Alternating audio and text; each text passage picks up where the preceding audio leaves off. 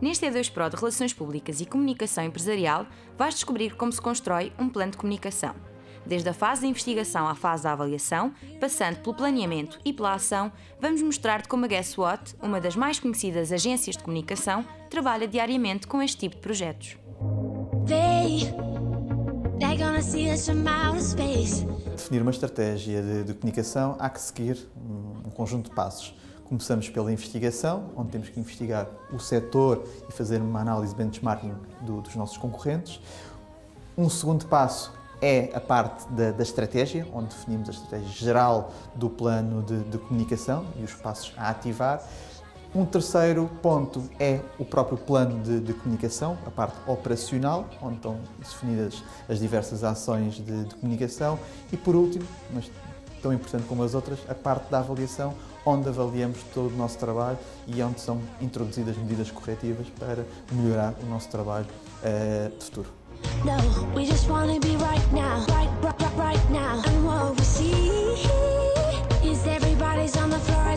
Nós, enquanto agência de comunicação, onde nascemos no berço das relações públicas, obviamente que os briefings que recebemos continuam sendo, na sua maioria, em termos de assessoria mediática, de relação com os mídias. E por isso os briefings vão um bocadinho nesse sentido de dar visibilidade às empresas, aos nossos clientes. Normalmente o que fazemos é estudar o cliente, o site, obviamente, notícias anteriores e depois, tendo em conta os nossos conhecimentos, adaptar e fazer um plano de comunicação. A partir do momento em que recebemos um briefing do cliente, até apresentarmos um plano de comunicação, o máximo são 2 semanas. E quando se trata de clientes novos, enfim, de propostas para ganhar clientes, o tempo também é muito curto. No máximo 1 semana.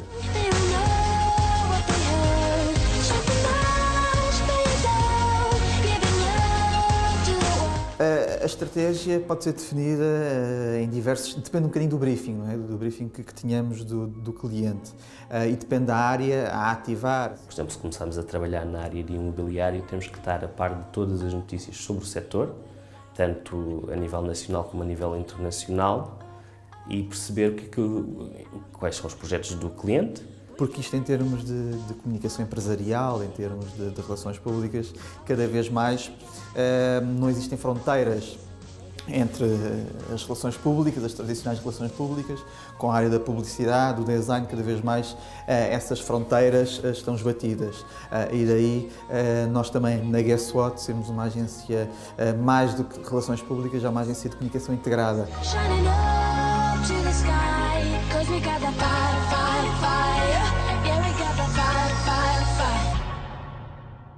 Nós, com os nossos clientes, e felizmente temos um índice de renovação e também de crescimento da empresa considerável, por força também dessa proximidade que temos com os clientes. É um pouco quando iniciamos uma amizade, não é? Começamos a ter algumas conversas para conhecer melhor a pessoa, perceber os interesses em comum.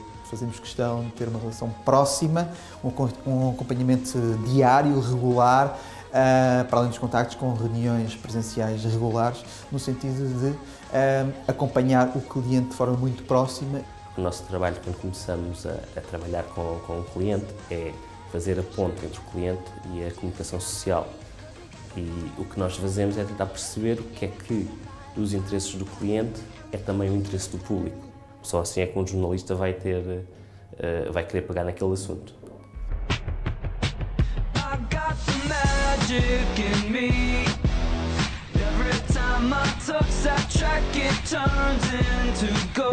Em primeiro lugar, é necessário fazer uma investigação, fazer um benchmarking do que se passa no setor. Depois dessa investigação feita, aí iremos começar a construir a estratégia para atingir os objetivos do cliente.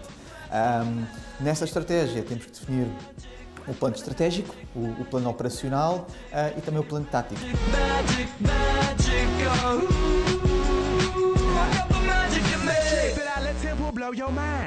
E fazemos, em primeiro lugar, uma investigação mais macro, ou seja, investigamos, analisamos o setor onde a empresa está, para perceber diversas características, mesmo em termos depois, às vezes, de legislação nacional ou europeia, enquadramentos, tendências. Há aqui uma série de aspectos que têm de ser realmente analisados nessa investigação macro. E depois começamos a afunilar, onde vamos, obviamente, passar pelos concorrentes, onde identificamos os principais concorrentes, cotas de mercado, o que é que eles têm feito, o que é que eles não têm feito, e depois, obviamente, traçamos a nossa estratégia para derrubar a concorrência e dar sucesso aos nossos clientes.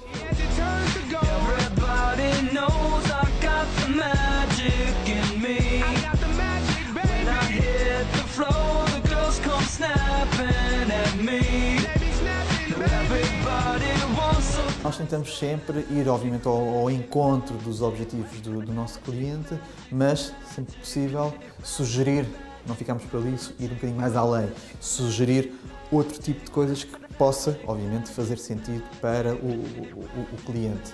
Dada também esta multidisciplinaridade da comunicação,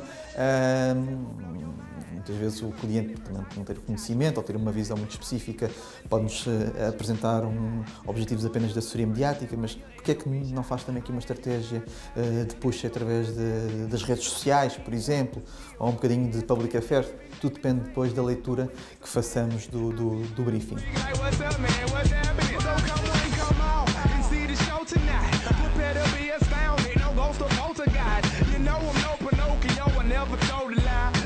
Independentemente do cliente, o principal é atingir objetivos. Podem passar por vendas, ou por notoriedade, ou por outra coisa qualquer, ou pelos dois, por exemplo. Para além desse core em termos de objetivos, depende um bocadinho de quem está do outro lado, depende um bocadinho do perfil e essa leitura que temos que fazer. Sendo que o principal é atingir os objetivos em termos de vendas ou notoriedade, esses objetivos centrais do negócio.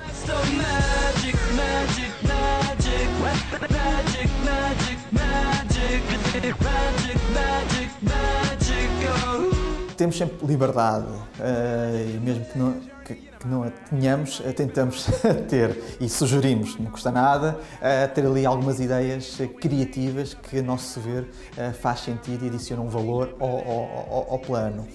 E depois, se elas são postas em prática ou não, isso depende de quem está do outro lado.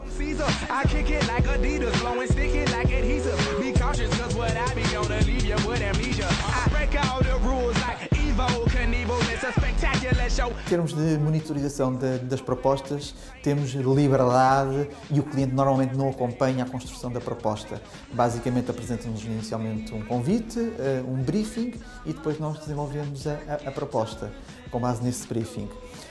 Em termos de contactos nesse período de construção da proposta, muitas vezes são mais contactos proativos da agência, em que, para esclarecer um ou outro ponto, contactamos o cliente no sentido de depois ter um plano coerente e consistente. Depois o plano é apresentado e depois de apresentado e do projeto ganho, aí sim, obviamente, vamos rever o plano de A a Z e, obviamente, ver se é tudo implementado, se são corrigidos alguns aspectos. Isso é um trabalho pós.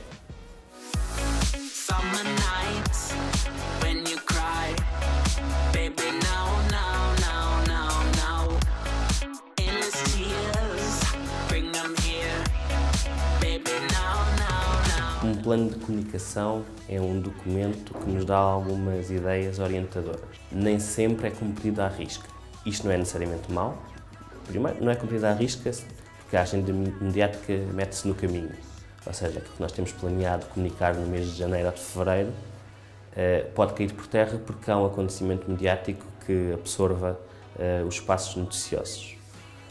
Isto, por um lado, para nós é bom porque é um desafio, que faz com que nós pensemos em ângulos alternativos.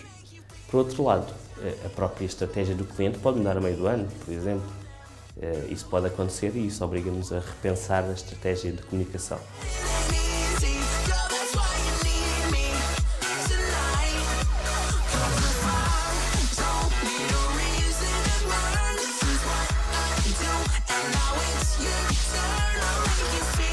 tenho acompanhado toda esta evolução portanto, da explosão do digital em Portugal, no fundo, e que tem sido uma área que tem cada vez mais afirmado dentro da agência. O nosso papel, portanto, a nível de consultores, é favorecer e permitir ao cliente ter uma comunicação variada e que permita chegar aos vários públicos que são relevantes para cada marca da forma mais eficiente possível. É inegável, portanto, a presença das pessoas nas redes sociais. Hoje em dia, de facto, é impossível pensarmos num plano de comunicação e ignorar a parte digital. De facto, até começa a ter pelo menos na nossa opinião, começa a ter uma componente fulcral nos planos. Quer sejam marcas, quer sejam associações de doentes, quer sejam sociedades médicas, no caso da saúde, não podem ignorar as redes sociais. Dentro da plataforma, se estamos a falar de Facebook, estamos a falar de uma rede imagética, de leitura cada vez mais rápida, que as pessoas têm muito pouco tempo, é onde as pessoas muitas vezes selecionam a informação que leem naquele dia ou naquela hora e, portanto, temos que ter um tipo de informação apelativa, de consumo imediato e fácil de compreender e que seja, no fundo, que se destaque. Falamos principalmente do Facebook, mas em alguns casos também o Twitter e outras redes, o Instagram. Depende muito também de que marca estamos a falar ou a que público é que nós queremos chegar. Mas de facto temos sempre que ter essa componente em mente quando fazemos um plano de comunicação e tentar inclusivamente que a parte digital e a parte dita offline, a mediatização tradicional ou mesmo até as relações públicas, se consigam relacionar com essa parte digital.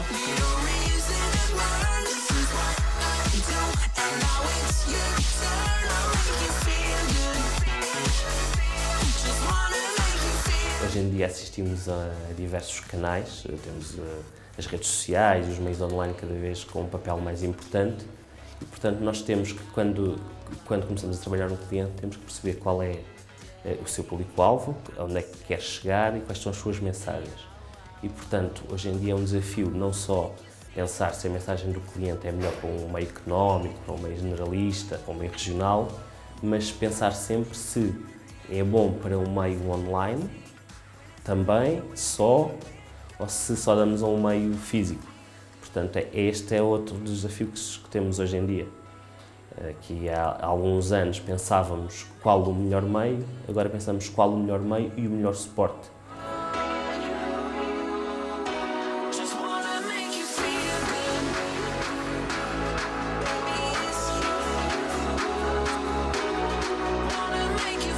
Nós trabalhamos com diversos setores de atividade e o tratamento que damos não é assim tão diferente, na medida em que as relações, tanto com o cliente como com os jornalistas, são muito semelhantes. Obviamente que o conteúdo muda, pois são áreas diferentes e o estudo poderá ser mais intenso ou pode ser diferente conforme a área, mas o relacionamento em si, tanto com o cliente como com os jornalistas, é muito semelhante.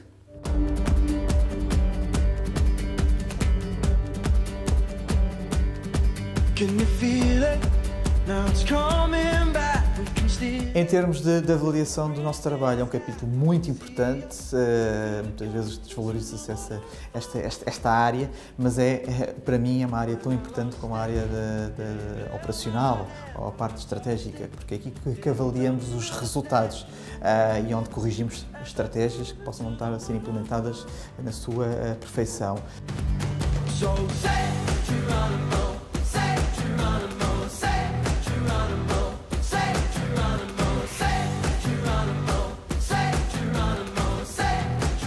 A avaliação num plano de comunicação é diferente. Nós temos acesso a empresas externas de clipping que nos dão essa avaliação, ou seja, disponibilizam as notícias que saem. O objetivo do plano de comunicação é que saiam notícias sobre o cliente, sobre as suas áreas de interesse e de atuação. E, nesse sentido, nós temos acesso a essas empresas que nos disponibilizam as notícias, os PDFs, as peças de rádio e televisão, enquanto que na questão da publicidade o impacto é medido pela reação dos consumidores e, obviamente, pela compra.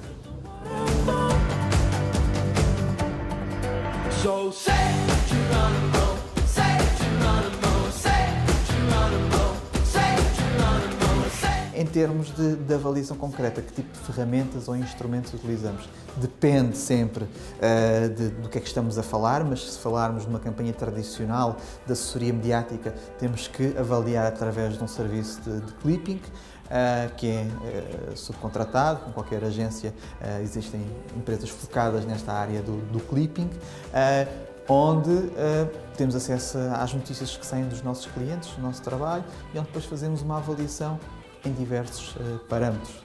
A avaliação qualitativa, quantitativa, retorno de investimento, por aí fora. Podemos também falar de outro tipo de avaliação mais específica ou diferente. Se falarmos em eventos, por exemplo, estas métricas não servem. Temos que perceber o número de contactos gerados, o número de pessoas que foram ao evento. Existem outras métricas, ou seja, dependendo um bocadinho da área a ativar, temos também as suas ferramentas de avaliação. Mas é um capítulo muito importante esta questão da avaliação.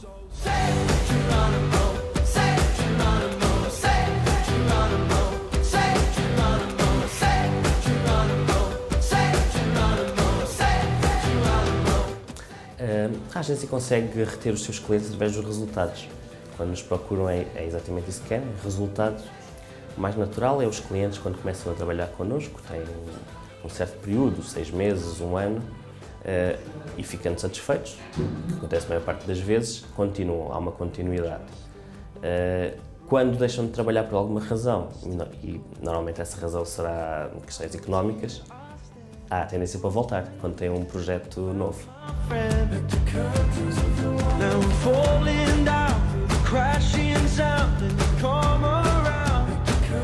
A grande parte do nosso trabalho é mostrar aos clientes os resultados, ou seja, ir dizendo como é que está tudo a correr. Às vezes os clientes podem ver o clipping diário, podem ver as suas notícias, mas não têm a noção global de como está a correr o projeto. Portanto, nós temos reuniões semanais, mensais, enfim, depende do perfil do cliente, para ir mostrando, fazendo o ponto de situação, explicar as notícias que já saíram, os contactos que já fizemos. Depois há contactos com os jornalistas que não têm um resultado imediato, mas planta-se uma semente para se colher mais tarde. E, portanto, é necessário fazer sempre reuniões, telefonemas são quase diários com os clientes e depois fazemos relatórios. Um PowerPoint, por exemplo, mostrando os melhores resultados e o que se está a fazer. E assim terminamos mais um E2 Pro. A GuessWhat ajudou-nos a dar-te as bases para a elaboração de um plano de comunicação. E agora, do que é que estás à espera para construir o teu?